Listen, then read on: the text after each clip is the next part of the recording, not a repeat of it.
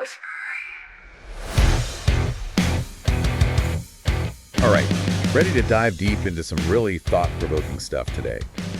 We're exploring humanism under threat, and you sent over excerpts from Yuval Noah Harari's 21 Lessons for the 21st Century and Homo Deus. Great choices.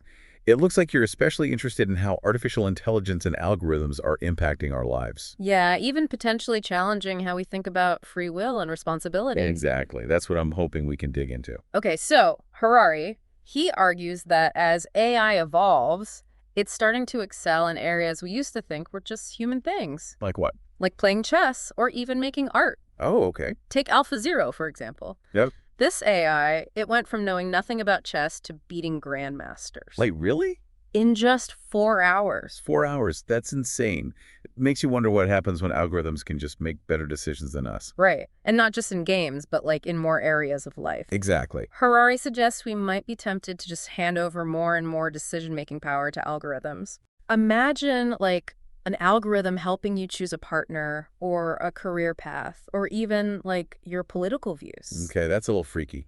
It might sound a little far-fetched, but it shows how much we already rely on technology. Like, yeah, for things like navigating traffic or getting movie recommendations. Exactly. It's like we're already on that path, without even realizing it. So if we're letting algorithms make all these decisions for us, what does that even mean for our sense of free will? For our individuality? That's the big question Harari's raising. Yeah. And it gets even more complicated when you think about this idea of hacking the human operating system. What? He uses this example, like an AI sound system. Okay. And it could play music perfectly tailored to your mood, Uh-huh. even accessing subconscious memories that you don't even know about. Okay, that's both amazing and a little creepy. Right. It's like, can an algorithm really know me better than I know myself? Right. And what if this technology gets into the wrong hands? Oh, absolutely. Could corporations or governments use this to, manipulate us through ads or propaganda? That's what Harari calls digital dictatorships. Oh, wow. Imagine a world where governments can just monitor and influence our thoughts and feelings. Using technology. Using advanced technology. It's a chilling thought. It sounds like something straight out of a dystopian novel or something. Yeah, right. This all brings up another big question. Who owns the data about our bodies and brains? Mm. If all that information is going to corporations and governments, what happens to privacy?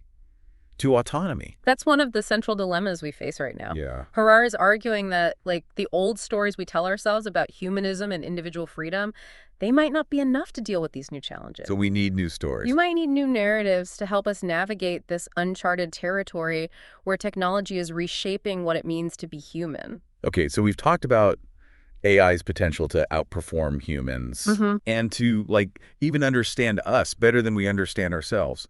But what about the practical stuff? How does this affect our economy? How does this affect society as a whole? That's where things get really interesting. Harari argues that as AI and automation advance, we could see a rise in what he calls the useless class. The useless class? Yeah, a segment of the population that doesn't have the skills to thrive in a world driven by technology. So we're talking, mass unemployment, as machines just take over all the jobs. Exactly. Imagine robots and algorithms replacing, factory workers, truck drivers, even doctors and lawyers. What happens to all the people who lose their jobs? How does society function when a huge chunk of the population can't find work? That's a scary thought. It sounds like it could lead to chaos. It could lead to social unrest, economic instability. So does Harari offer any solutions to these problems? Or are we all just doomed to become obsolete? He doesn't offer easy answers, but he does urge us to think critically about the choices we're making today, and how they'll shape the future. He stresses how important it is to adapt our education systems and job training programs. To what? To give people the skills they'll need to thrive in a world where humans and AI have to work together.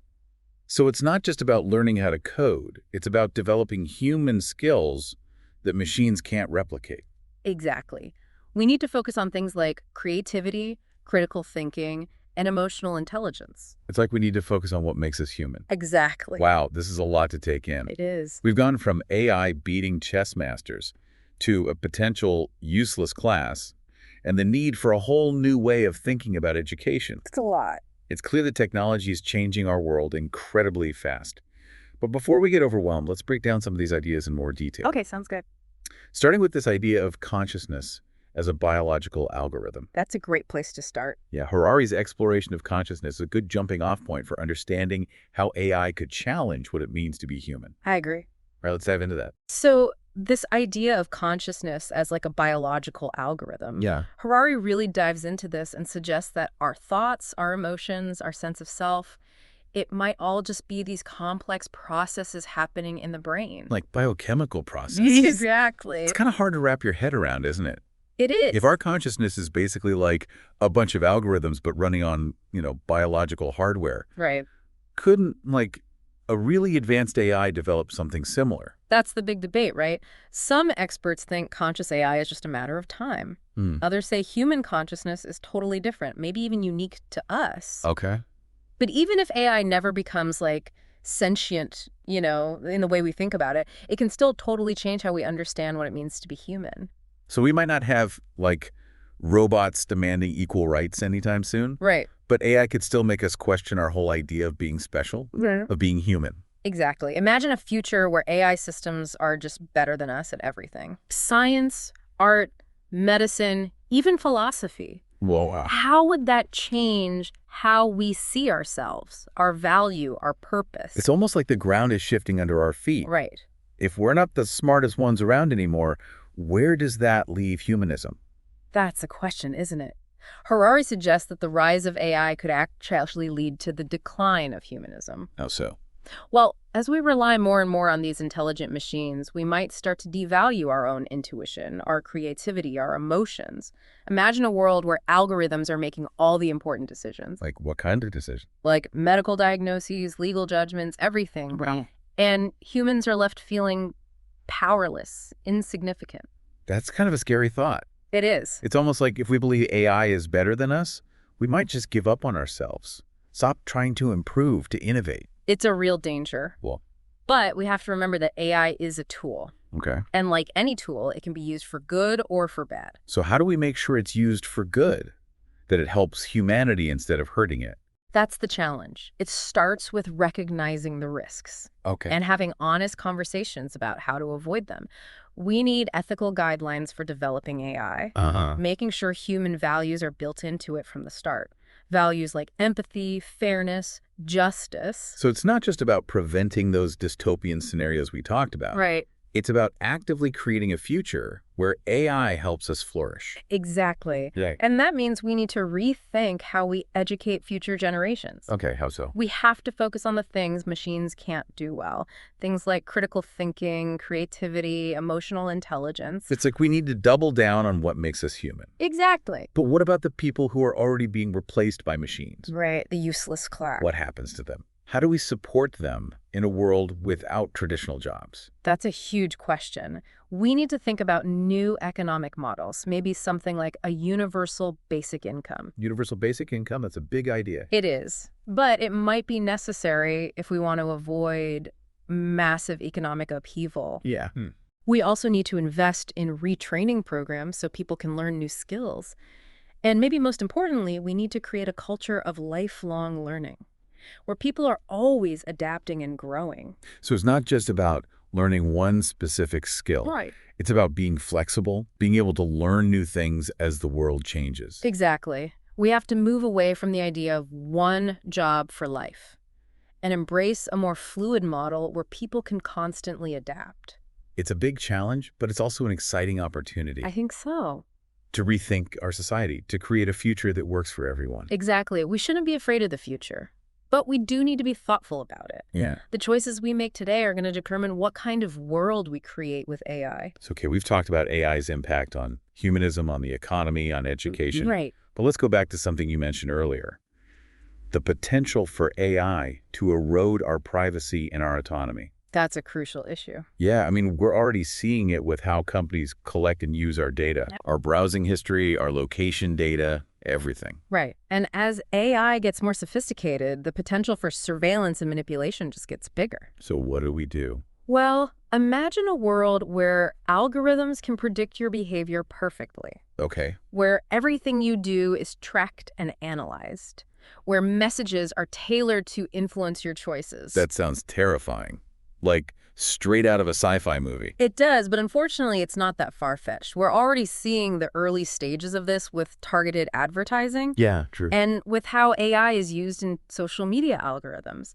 The key is to be aware of this and to fight for policies that protect our privacy. So it's not just about being careful about what we share online. Right, it's bigger than that. We need stronger laws, stronger regulations. We need to hold companies accountable for how they use our data. Okay. We have to create a digital environment where people feel empowered, not exploited. Okay, we've covered so much ground here. We have. From the philosophical stuff like conscious AI to the practical challenges of automation and data privacy.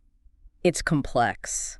It's clear that navigating the age of AI is going to require a lot of thought, a lot of nuance. It does, and it requires us to keep talking, keep having these conversations about the future we want. So it's not about rejecting technology. No. It's about shaping it in a way that aligns with our values, our hopes for the future. Exactly. We have the power to steer AI in a direction that benefits humanity.